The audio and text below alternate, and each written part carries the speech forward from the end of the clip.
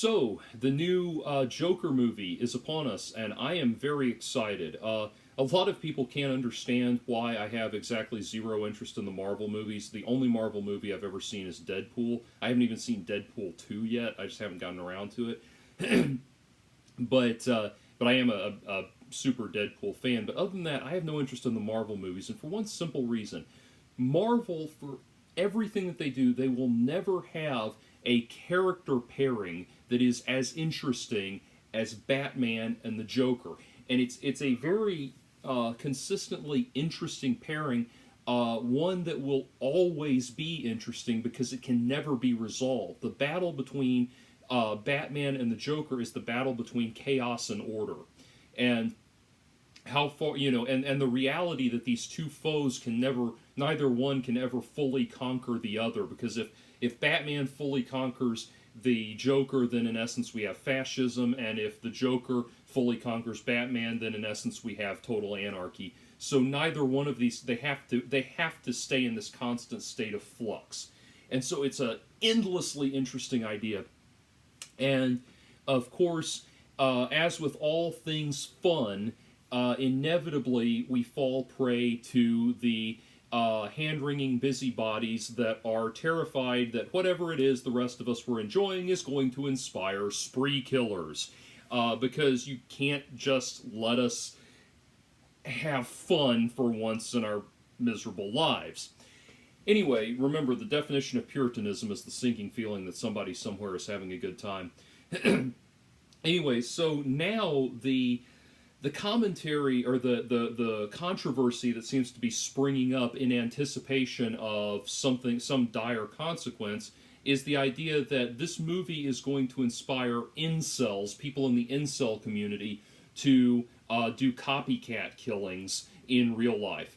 So an incel, if you don't know, is somebody that is a, quote, involuntary celibate, i.e. somebody that is incapable of being sexually active, despite wanting to be sexually active. Now, one question, and maybe someone in the know can clear this up for me, one question that has never been answered to me is, do incels have to be virgins? I always wondered about that. Like, if you manage to get laid one time, does that mean you're out of the community forever? Or can you get laid one time and you go so long without ever following up on it that you kind of backslide into the incel community again? Or how does that work? I don't know.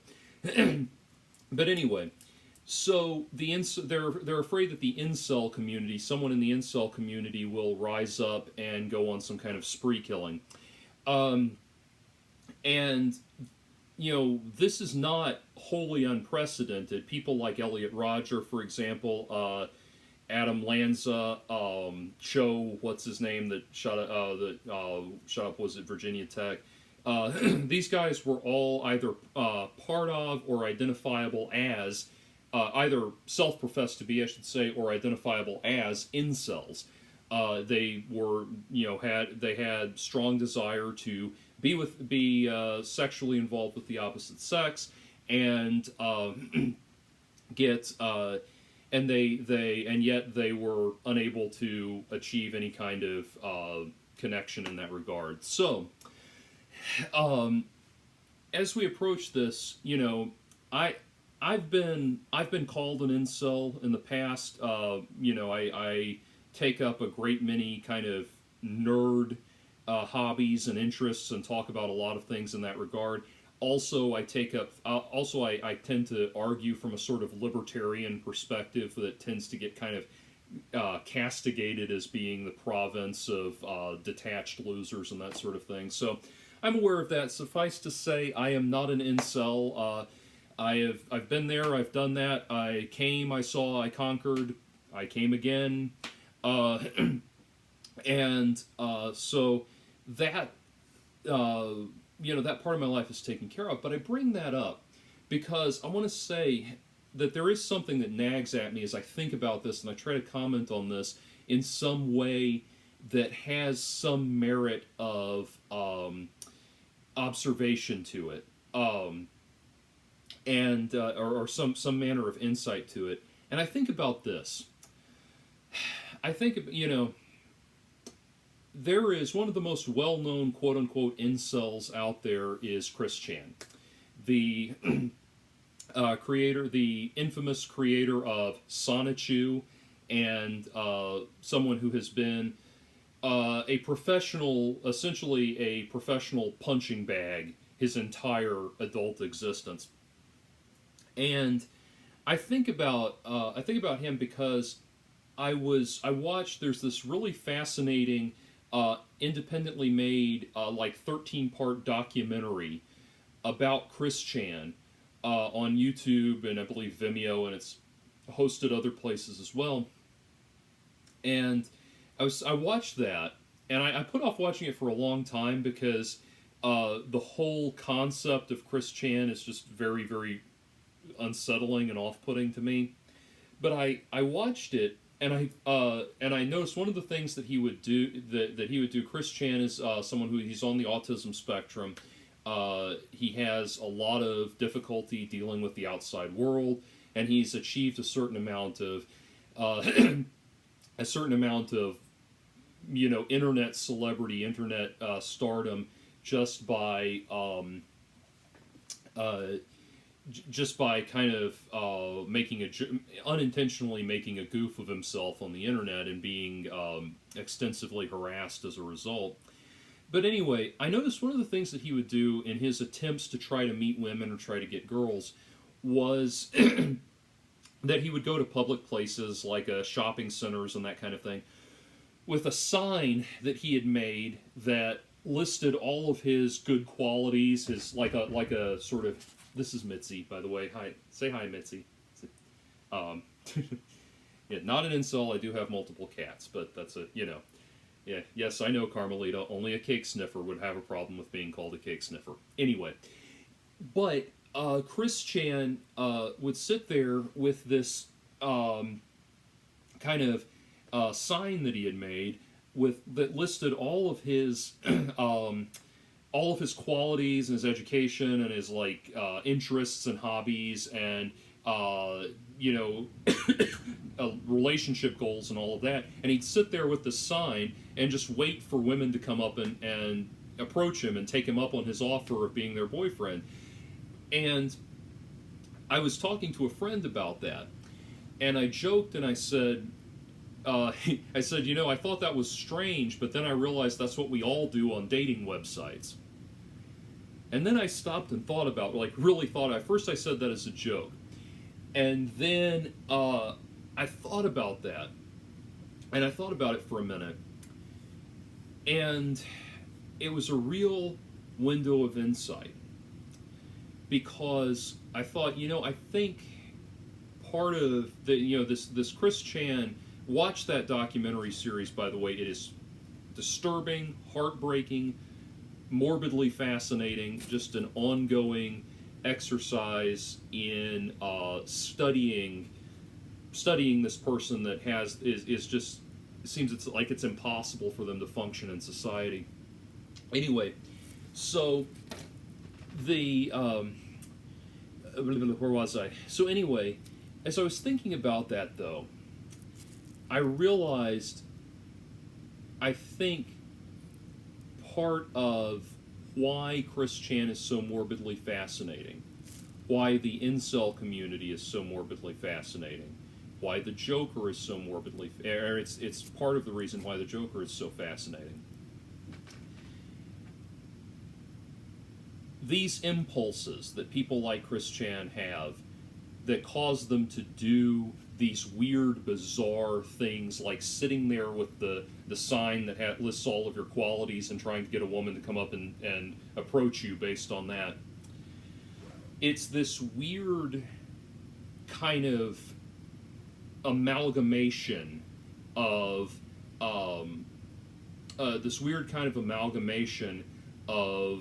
human behavior. It's a strange kind of carnival lens reinterpretation, or really a distilling of human nature, if you will. Like I said, he's putting up the sign, we're all getting on dating websites and you know, and doing essentially the same thing. and the only difference being that there's not a direct human to human interaction over the internet, so we have to present ourselves that way. And it occurred to me that what people like that, when people like Chris Chan, being someone who's on the autism spectrum, when they try to reinterpret human interaction, standard human interaction, neurotypical human interaction, in a way that makes sense to them, it does kind of, there's almost an unintentional satirization of what we all are as human beings in there. It makes an unintentional sort of social commentary about who we are and what we do. There's a great comic strip called Strange Planet. It's on I can never think of it's the creator's name and then Strange Planet in the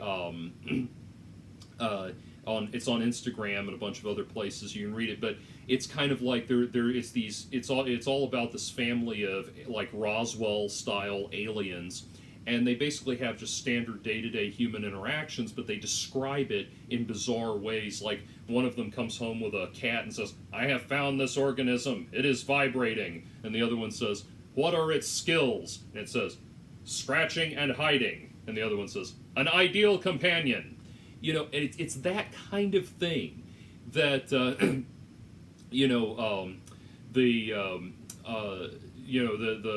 baby alien, or the baby alien starts walking, and the father says, "I will neutralize the right angles," childproofing the house.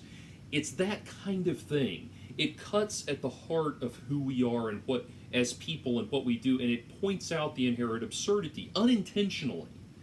And if you think about everything that Chris Chan did that he got bullied for was something that unintentionally got to the heart of what we are as people. It was his bizarre, weird reinterpretation of basic human things, basic human desires, basic human aspirations, basic human activities, all of that incurred the most bullying. So think about that. When you think about the Joker having the potential to inspire copycats, because what is the Joker? What is the Joker doing? The Joker is holding up a funhouse mirror to society. He's pulling back the curtain and showing the society, the order and the normalcy and the stability of society. He's showing just how ridiculous that is, just how pointless it is, just how empty it is, just how unstable it is, just how absurd it is. All of these things. That is what the Joker is showing. And so we as a society are terrified of that. But what are we really terrified of? Because the Joker himself is essentially tabula rasa. He's essentially empty. He's essentially a blank slate. He is taking in society and pushing it back out. The core character element in him is the sense of nihilistic absurdity. He is taking whatever you say and just saying it back to you in a nihilistically absurd way. So we are afraid, we society, the normal people, quote unquote, are afraid of incels, and we're afraid of incels going crazy and killing somebody. And Gotham City is afraid of the Joker. And that should tell you something. Because what Gotham City doesn't realize, and this is going to be, obviously, I haven't seen the movie yet, but we all know, obviously, this is going to be one of the themes in the Todd Phillips Joker movie, is going to be that society creates the Joker, and then being unable to understand that they created the Joker, calls upon Batman to come in and save them, when they could have prevented the Joker by not indulging the society that created him in the first place. So that's something that is a lesson that I think we need to think about when we talk about incels, because incels in various forms have been a very hot topic of discussion. Now, granted, of the incels that have out of the entire incel community, the ones that have gone on spree killings, Elliot Rodger, etc., constitute an unbelievably small minority of these people. Most of these people are completely harmless, as are most people in most demographics. So, I don't know that there is a solution for people like Elliot Rodger. One of my most popular videos on YouTube, I think last time I checked it had like 85,000 views. One of my most popular videos is a video that I did on Elliot Rodger. It's an extensive documentary style video that I did. When that video came out, I got comments from a guy whose screen name was Foss Dark, who was posting about his plans to conduct a spree killing at his college. I contacted the law enforcement at his college, and they contacted the FBI, found out who it was, and caught the guy. And he turns out to be a guy named Keisha Bidet, and he's been he was actually deported from the country and could not come back for another 10 years. I guess that was in 2014. So he hasn't got that much time left on his banishing. But anyway, that was what ultimately came of that. So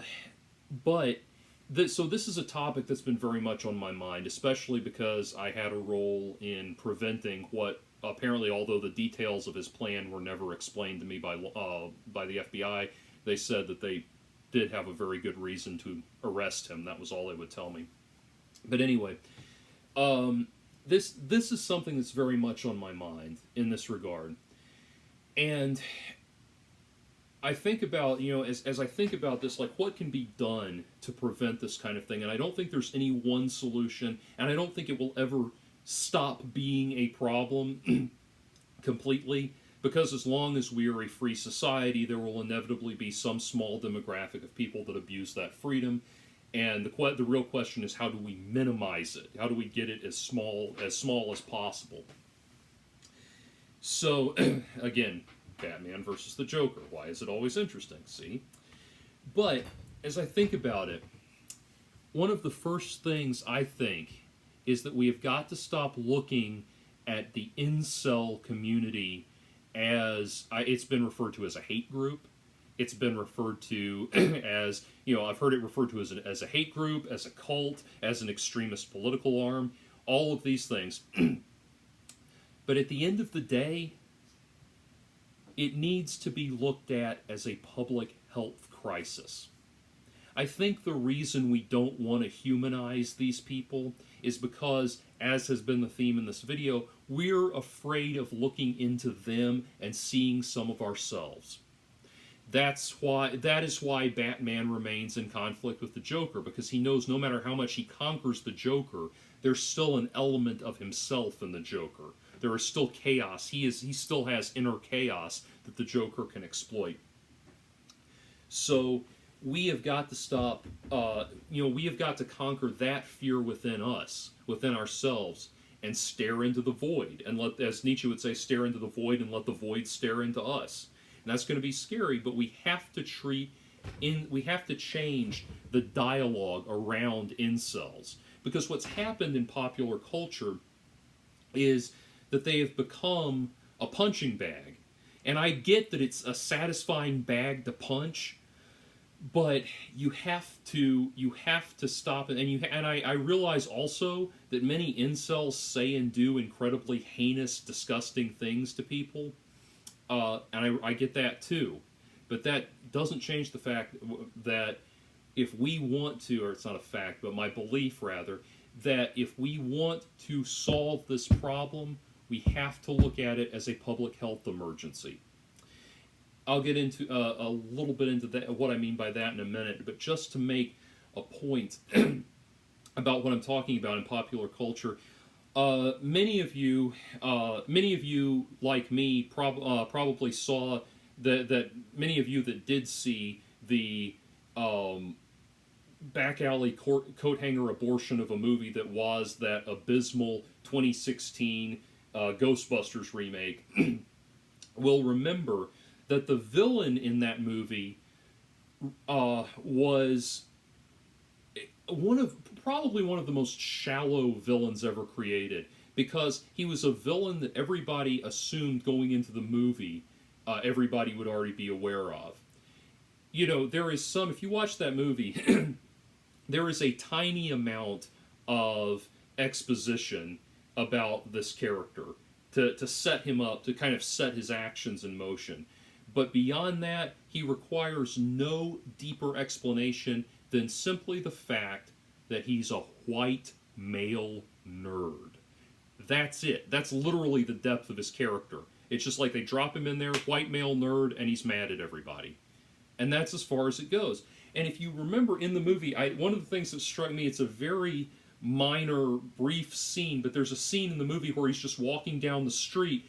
This bad guy, I can't remember his name, but he's just walking down the street, and he's just walking down the street. He's seething. He's going.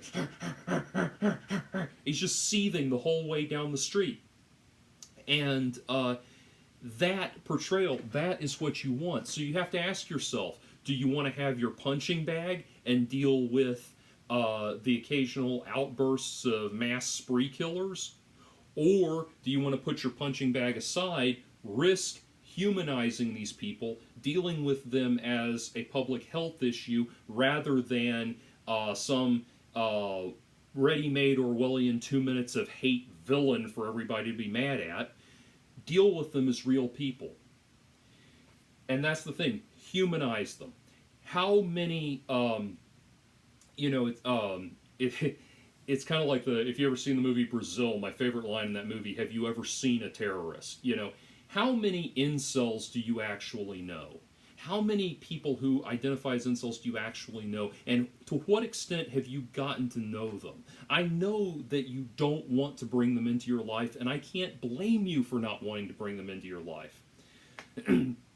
But I can't blame you for not wanting to bring them into your life, because I know that you feel like having them in your life feels like they pull you down into that world a little bit. Your friends that aren't incels, you feel like you're a little bit separated from them now that you've got an incel in your life, don't you? One of these people in your life, don't you? I think that's the fear. That's the fear that if we're not constantly beating these people up, just like in the Joker movie, if we're not constantly beating these people up, constantly cruel to them, then somehow suddenly we're going to, we start to acknowledge that part of ourselves that identifies with them, and it starts we're afraid that's going to start consuming us. I really do think that's what's at the heart of it. So my advice is to humanize incels, actually get to know them, actually listen to them, listen to what they have to say. You know, if I had it to do over, I would probably never have started a YouTube blog. This blog has been just pretty much a decade-plus long headache for me, despite the meager crumbs of internet fame that have come from it. But I have had things where I've had interactions with people that are, on the autism spectrum, or they're having some kind of trouble in their life, and I've been able to talk to them, and actually maybe help them along a little bit. I'm not going to be so pretentious as to say I turn their lives around, but I like to think that I made an effort to humanize them a little bit and give them that connection that nobody else was willing to give them, or very few people were willing to give them. And I'm going to close with a thought, a story from my personal life. I don't like to tell a lot of stories about my day-to-day existence, um, that kind of thing. But and I don't want to talk about the circumstances that I ran into this person too much, but a couple months ago, I was out and about one night in the city of Atlanta, and a guy actually offered me $100 to be his friend for an hour. And so I was I was curious, but I was curious, and being someone who has, whose sense of adventure probably kicks in at exactly the wrong time every time. I took the offer, but I'm not so stupid that I would just throw caution to the wind. So we went to the Righteous Room, which is a club here or bar here in Atlanta that I know about that I like to go to. So we went to the Righteous Room, and he had like 3 or 4 beers, and I had a glass of water because I'm not going to compromise my awareness around this guy. But we talked about a lot of things. He gave me $100, and we talked about a lot of things, about his time in the Army, about business problems that he was having, about all of these issues. He just talked and talked, and I just listened to him talk, and I nodded along and everything. And at the end of the discussion, I made sure he got home okay. And I went home, and I didn't say very much. I mostly just sat there and nodded, but it kind of, it was one of those things where it's like, I know that sounds risky to a lot of people, but trust me, if you had any idea how weird and wacky my life can get, you would know that that's very mild compared to what I've been through. But anyway, so I thought about it though, and I got up the next day and I went to CrossFit. And I went to the gym that I go to, and I was telling one of the coaches there, about this weird experience I'd had, and joking about it, like, yeah, this weird loser paid me $100 to sit and pretend to be his friend for an hour and all of this. And the coach listened to it, and he took it all in, and he just said, you might have saved his life. And that comment hit me like a ton of bricks, man. I mean, I was in the smirking funny mode, and I just like, whoa. Because that never even occurred to me. And obviously, if somebody's willing to offer you that much money to sit and pretend to be their friend, obviously they needed somebody to talk to. Obviously they're in a really bad place. And that's the thing. It's scary to go there. But as a society, if we want to solve this problem, we're going to have to go there. We're going to have to stop. We're going to have to get over this thing of demonizing white male nerds as some kind of potential, this cadre of potential serial killers, and actually start humanizing them. Actually start treating them like people. Treat them like people. Treat them like people who can function in society, and eventually they will. It's I read in my last video, I read a quote from C.S. Lewis from Mere Christianity. He has another observation that I really like about the idea. Don't worry about when you go about loving your neighbor. When you set about to love your neighbor, don't worry about whether or not you actually love them. Just act as though you do, and presently you will find that you do. And that's very true.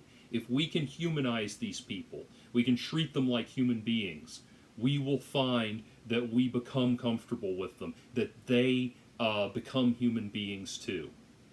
And in all but the most extreme cases. Now, I think people like, I do think people like Elliot Rodger, who I did an extensive video on. I do think that in his case, in a very rare case like that, it's going to be it's virtually impossible to save somebody like that, simply because we're talking about someone who is potentially sociopathic, potentially so far low functioning on a social spectrum that there really is no help for them. But what we can do is destabilize and deconstruct this toxic community that has built up around their attitudes. We can do that, and that is going to take bringing these people in, humanizing them, making them feel welcome in society. And again, like I said, it needs to be a public health issue. One last observation before I go. You know, every time one of these incel shooter things happens, and this was certainly true with Elliot Rodger, true with Adam Lanza, all of that, all of these so-called pickup artists and dating gurus get on the internet and they start putting up videos about, well, somebody needed to teach him game, somebody needed to teach him how to talk to the ladies, all the yada yada, all this stuff. You're putting the cart before the horse, because if we're honest, and again, this is the part of us that nobody, the dark part of us that nobody wants to look at, but I think everybody who's been sexually active will probably agree with me on this. When you get laid, your satisfaction at having gotten laid is going to last a month, maybe 2 months, and if you don't get laid again, you're going to be right back in the same place you were before emotionally. Wherever you were before you got laid emotionally, that's where you're going to be again. You go right back to it, because getting laid one time, that's hence my question early in the video about whether or not incels are, whether or not you can be an incel, qualify as quote-unquote an incel in their community and have gotten laid at one point. You're going to go right back to wherever you were before you got laid. Your satisfaction, the nuance of that, your satisfaction will wear off and you become whoever you were again. And so, so knowing that, that's not the answer. That's not the answer at all. Think about the movie, the really great movie, Steve Carell, 40-Year-Old Virgin. What happens in that movie? That they try all of the stuff to try to get him laid, just get him laid, and it doesn't work. It's not working. Why is it not working? What does he have to do first? He has to actually become a contributing part of his community, become an enjoyable person to be around, become a fully robust, more fully fleshed out adult human being, and then the sex that he wants is a byproduct of that. And so I don't think that all of these videos that come up, here's what could have happened if we just gotten him laid, he wouldn't have gone on the killing spree. No, I don't think that's how it works. I think that people who, I just realized looking at the thing that I'm wearing my T-shirt for Def Leppard Pyromania. I just realized that this is probably, given the subject matter, probably in very poor taste. I swear this was just the shirt I had on today. It has no implied meaning. Sorry about that. Anyway, but I don't think that that's the answer. That's not it. You're putting the cart before the horse. Anyway, so that was something that I wanted to try to say. Some food for thought. I've really been mulling it over as all of these articles have been springing up. And I am, like I said, looking forward to Joker. I will probably come back with another video with my thoughts on it. And I want to say, I know I keep saying last thing, but one final thing. I actually did make it a point to make sure that I had a friend to go with me to see Joker. A lot of times I like going to the theater by myself. I like just being completely immersed in, and a lot of times when I go to the theater, I see nerdy art house movies that nobody else goes to see anyway, so I get the whole theater to myself. But I like sinking into the huge chair and being completely immersed. But this time I wanted to make sure I had a friend with me, because you are a different person when you have another person with you. And so I did not want to be solitary Jordan that's alone with his thoughts. I wanted to, as Winnie the Pooh put it, I wanted the time of the day where you and me becomes we. And so I wanted to be in that mindset so that I could immediately talk to somebody about this movie as I'm leaving the theater, so that I'm not alone with my thoughts. And I think that for anybody seeing a movie like this, not saying we're potentially serial killers or something, or spree killers, but this is going to be a movie like Requiem for a Dream or something like that just immediately brings up tremendous well springs of emotion in all of us. So I would highly, highly recommend seeing it with another person or a group of people, just from what I've heard about it already. Anyway, my thoughts, patreon.com/Jordan142 if you want to support the content. Otherwise, I will see you next time.